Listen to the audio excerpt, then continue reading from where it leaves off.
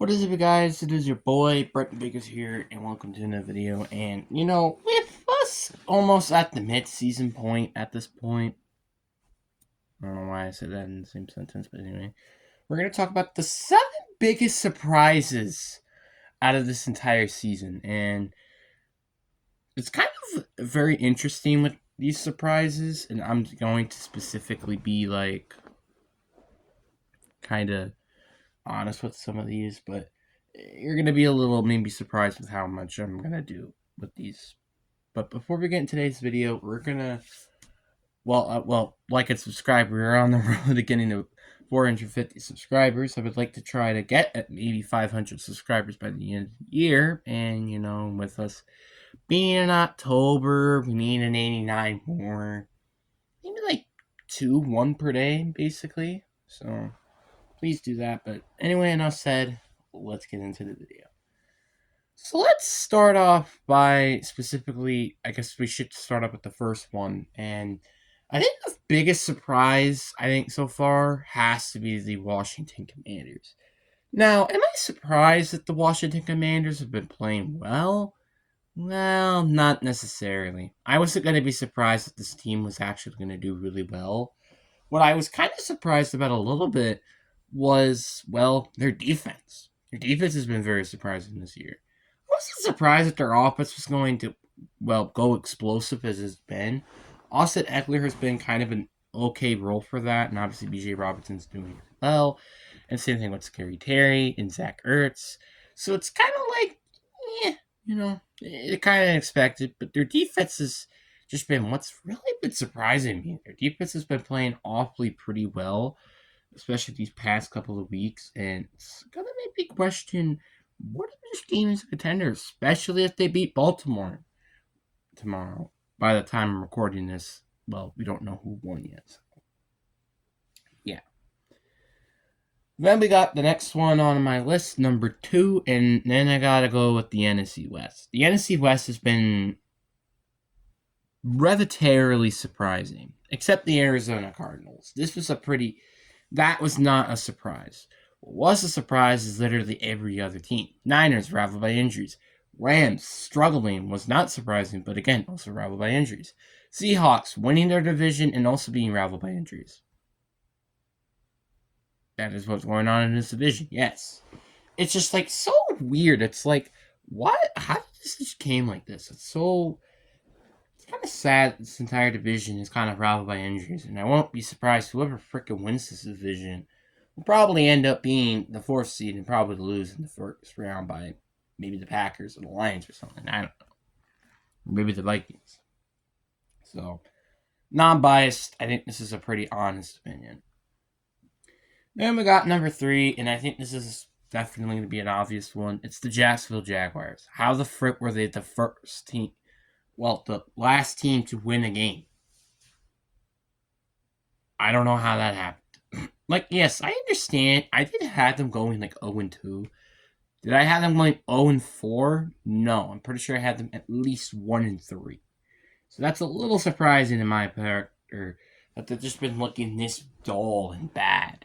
So they're kind of needing hope that they're going to need to turn around the season. Because if not, which it already been seeming like, but the season might be done for them. Moving on to number 4, and I think we can all agree on this one, Minnesota Vikings. The Minnesota Vikings are somehow undefeated. I don't know how. Now you're like, why is this not the biggest surprise? Well, did you really tell me that in the eyes Commanders were going to be 4-1? Like, really? If I told you a couple weeks ago, or not a couple weeks ago, before the preseason, that what would you be more surprised of? The Commanders winning the division being 4-1, or the Minnesota Vikings winning their division undefeated? You would probably pick the Commanders, right? I mean, like, nobody really expected that team to be good, but you kind of also were expecting the Vikings to be good, so I guess you could maybe say that's equal, but yeah, the Vikings have just been playing very well, and I don't know how. I mean, as of late, they're starting to be a little bit of a notice where Vikings are struggling in the second half. So we're gonna have to keep an eye on that one, because that means maybe week 8 or week 9, They might, who knows, maybe collapse during the season. Then we got number 5 on the list, and I think everybody can agree with this one.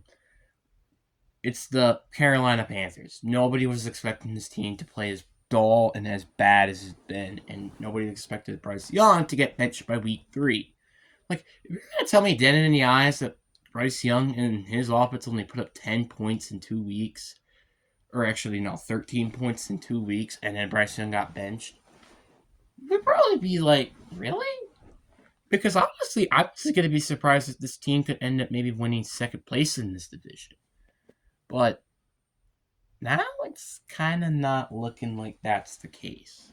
It's pretty sad. This is probably arguably going to be the worst team again in 2024. But was I kind of specifically not surprised by this? No, not really. And then we got number 6 on our list, and I think definitely I can also agree to this, but I would have to say the Buffalo Bills would be on this list. If you were telling me that this team was going to be winning their division, I would probably say you're out of your mind. And you know what? Actually, let's not make it the Buffalo Bills. Let's make it the entirety of the AFC East. Because the Patriots, outside of the Patriots, every team has been surprising. I mean, like, even the Dolphins, like, you could say, oh, well, they suck because they don't have Tua, blah, blah, blah. But you really can't, because we were still thinking that this team would be, at the bare minimum, a mediocre team, not one of the worst teams in the league without Tua. Because this team looks lost without Tua. Then you got the Jets, who have been looking pretty interesting as of late, and Robert Saleh has already been fired. And then they got the Buffalo Bills, who somehow went 3-0, and now they're going down. So I don't know why this is happening. This is very weird. And I guess speaking which of divisions, I guess we can also talk about the AFC North, because heaven forbid that division has also been looking very interesting. Cleveland still sucks. I mean, I guess that's not kind of a surprise, because we kind of all knew Deshaun Watson was officially washed. But the surprising parts were the Cincinnati Bengals and also the Baltimore Ravens were definitely some big surprises in the bad way. These teams are playing not great. I mean, Baltimore is going in an up trajectory. Same thing with Cincinnati, but what? Like, I'm gonna be quite honest with you. I don't know how the frick these teams are playing like this. This is kind of mind-boggling to me. How these teams are just playing like this, I don't know why. Then you got the Steelers, who have kind of been collapsing as of late. Used to be 4-0, now they're like what 4-2 or something, or no, they're 3-2. So I don't know what's going on with that division. That division is very wacky. But yeah, but really hope you guys enjoyed this video. Peace.